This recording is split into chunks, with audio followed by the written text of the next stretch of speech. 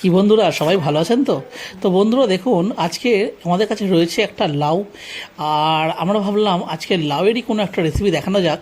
কারণ বন্ধুরা, এর আগের যে ভিডিওটা ছিল সেটা ছিল এঁচোড় চিংড়ি।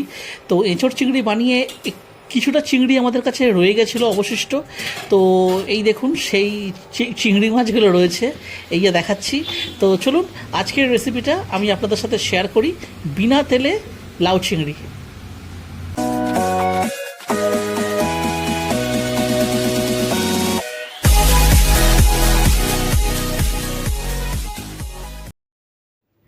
তো দেখুন বন্ধুরা, প্রথমে আমরা লাউকে এইভাবে জাস্ট একটু লম্বা কাটিংয়ে এরকম টুকরো টুকরো করে কেটে নিয়েছি।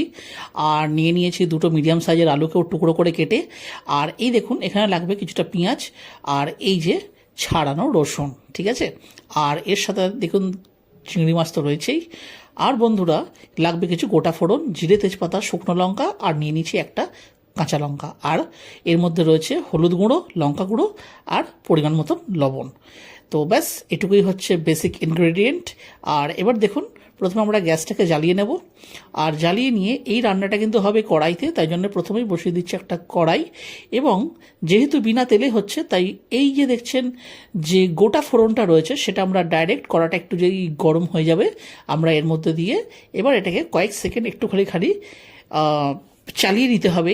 এই কারণে, মানে যখন দেখব যে এবার একটুখানি এই মশলাটা জাস্ট একটু ভাজা ভাজা হয়েছে, সেই সময়তে আমি এতে পরপর যা যা আমাদের কাছে রয়েছে সেগুলো আমরা আস্তে আস্তে এর মধ্যে থেকে মানে আর কি এর মধ্যে দিতে থাকবো। তো দেখুন, আমাদের প্রায় কিছুক্ষণ ভাজা হয়ে গেছে, 2 মিনিট মতন।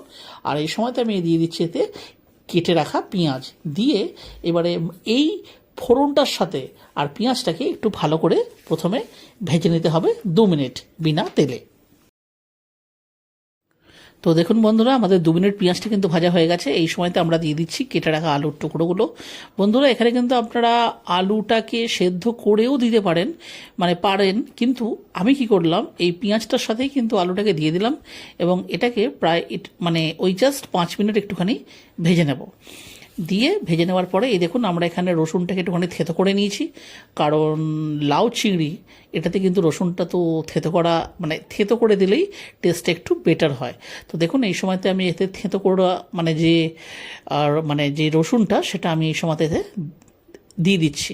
মানে আলুটা দিয়ে প্রায় কিন্তু আমাদের 5 মিনিট মতন একটু ভাজা হয়েছে। তারপরে কিন্তু যখন ওই পেঁয়াজ থেকে একটু একটু জল ছাড়তে আরম্ভ করেছিল, সেই সময়তে কিন্তু আমরা দিয়ে দিয়েছি রসুন থেঁতা, মানে থেতো করে রসুনটা দিয়েছি। দিয়ে এটার সাথেও প্রায় আমরা 5 মিনিট আরেকটুখানি ভেজে নিয়েছি স্লো ফ্লেমে। আর তারপরেই দেখুন দিয়ে দিচ্ছি লঙ্কা গুঁড়ো, হলুদ গুঁড়ো, আর পরিমাণ মতন লবণ দিয়ে আমরা এবার এটাকে আরেকটু ভালো করে ভাজবো। তো যেহেতু দেখুন, দেখতে পাচ্ছেন বন্ধুরা, যে তলায় কিন্তু জল অনেকটাই রিলিজ হয়েছে, কারণ যেহেতু পেঁয়াজ, তারপরে আপনার মানে রসুন আর লবণ, এগুলো যেহেতু পড়ে গেছে, সেহেতু জল রিলিজ হয়েছে। তো টোটালটা 15 মিনিট ভাজার পর দেখুন আমরা দিয়ে দিচ্ছি কেটে রাখা বা কুচিয়ে রাখা লাউয়ের টুকরোগুলো। তো বন্ধুরা, এই সময়তে একটু মানে কখনো হাই ফ্লেমে, কখনো স্লো ফ্লেমে গ্যাসকে কমিয়ে বাড়িয়ে আমাদেরকে এই লাউটা এর সাথে ভালো করে দিয়ে, মানে আলু, তারপরে পেঁয়াজ, তারপরে আদা বাটা নয়, রসুন বাটা, সেটার সাথে দিয়ে ভালো করে এই মশলাটার সাথে একটু মিক্স করতে হবে। তারপরে এই যে দেখছেন, এখানে নুন হলুদ মাখিয়ে রাখা যে চিংড়ি মাছ, এই দেখুন। তো লাউটা দেওয়ার পরে বন্ধুরা, আমরা প্রায় 10 মিনিট কিন্তু ওইভাবে কখনো হাই ফ্লেমে, কখনো স্লো ফ্লেমে কিন্তু কষেছি। কষার পরে এই দেখুন দিয়ে দিচ্ছি এই চিংড়ি মাছগুলো। তো এই চিংড়ি মাছগুলো দেওয়ার পরে এবারে ওই একই প্রসেস কিন্তু এখনও চলবে, কারণ বন্ধুরা লাউটা কিন্তু এখনও সেদ্ধ হয়নি, এটা কিন্তু সেদ্ধ হতে একটু টাইম নেবে। তো বন্ধুরা, এরপরেই কিন্তু লাউ থেকেও কিন্তু জল রিলিজ হবে এবং সেই জলেই কিন্তু এই চিংড়ি মাছটাও কিন্তু সেদ্ধ হয়ে যাবে বা রান্না হয়ে যাবে। তো এইভাবে দেখুন আমরা এটার সাথে ভালো করে এটাকে মিশিয়ে দিচ্ছি। বন্ধুরা, এই যে সিচুয়েশানটা দেখছেন, জল বেরোনো অবস্থায়, এই যে দেখছেন কতটা জল রিলিজ হয়েছে। বন্ধুরা, লাউটা দেওয়ার পরে কিন্তু 15 মিনিট কিন্তু হয়েছে। বন্ধুরা, আমরা যদি সব রান্নার প্রসেসটা যদি দেখাতে থাকি, তাহলে কিন্তু ভিডিওটা কিন্তু অনেক বড় হয়ে যাবে, তখন আপনাদেরও আর দেখার মতন ধৈর্য থাকবে না। সেহেতু আমি কিন্তু স্কিপ করে করে দেখাচ্ছি। তো দেখুন 15 মিনিট হয়ে গেছে। এই সময় আমি লাউটাকে দেখুন একটু মানে ঢাকা চাপা দিয়ে দিলাম। দিয়ে 10 মিনিট রাখার পরে এই দেখুন ঢাকাটা খুললাম, এই দেখুন লাউটাও কিন্তু প্রায় সেদ্ধ হয়ে গেছে, এই দেখুন সুন্দরভাবে সেদ্ধ হয়ে গেছে, আর জল এখনও রয়েছে। তো এবার এই জলটাকে আস্তে আস্তে কিন্তু শুকিয়ে দিতে হবে, কারণ লাউ চিংড়ি তো এতটা তো ঝোল ঝোল তো খায় না।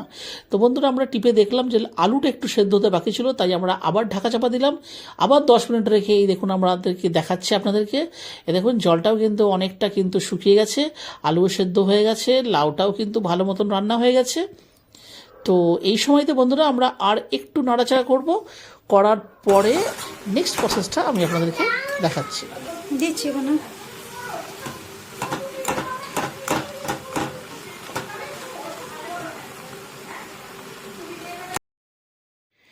তো দেখুন বন্ধুরা, এই সময়তে আমরা ছড়িয়ে দিচ্ছি এর উপরে কিছুটা মিছরির টুকরো। আসলে লাউ চিংড়ি একটু তো মিষ্টি মিষ্টি হয়, তো অনেকে চিনিও প্রেফার করেন, কিন্তু বন্ধুরা আমি যেহেতু চিনি খাই না, তো সেহেতু আমরা কী করলাম, এর মধ্যে ছড়িয়ে দিলাম মিছরির টুকরো। এখন যেহেতু এটা গরম আছে, এটা কিন্তু মেল্ট হয়ে এর সাথে অ্যাডজাস্ট হয়ে যাবে, খাবার সময় কিন্তু মুখে কিছুই পড়বে না।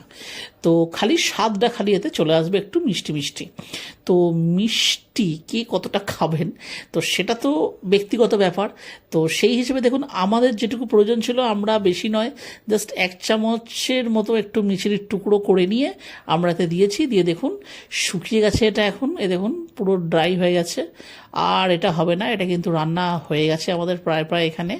এ দেখুন একটু তলায় দেখতে পাচ্ছেন জল এখনও ফুটফুট করছে, তো সেটুকু শুকিয়ে গেলেই আমাদের কিন্তু তৈরি হয়ে যাবে লাউ চিংড়ি বা আর হ্যাঁ, নামাবার আগে বন্ধুরা এই যে গরম মশলা, এটা কিন্তু মাস্ট, কারণ গরম মশলা না পড়লে এর যে একটা স্বাদ বা এর যে একটা গন্ধ, সেটা যে একটা বলে না সেই ইনহ্যান্স করা, তো সেটা কিন্তু ঠিক হবে না।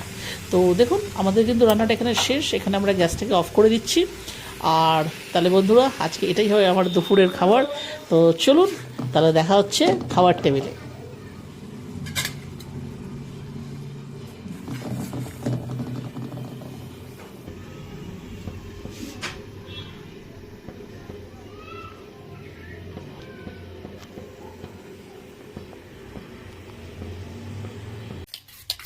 তো দেখুন বন্ধুরা আজকে আমি কি খাওয়া দাওয়া করছি, রয়েছে ভাত, এটা হচ্ছে বন্ধুরা ঢেঁড়স সেদ্ধ, শুধু পেঁয়াজ আর একটু কাঁচা লঙ্কা নুন দিয়ে মাখা, কোনো তেল নেই।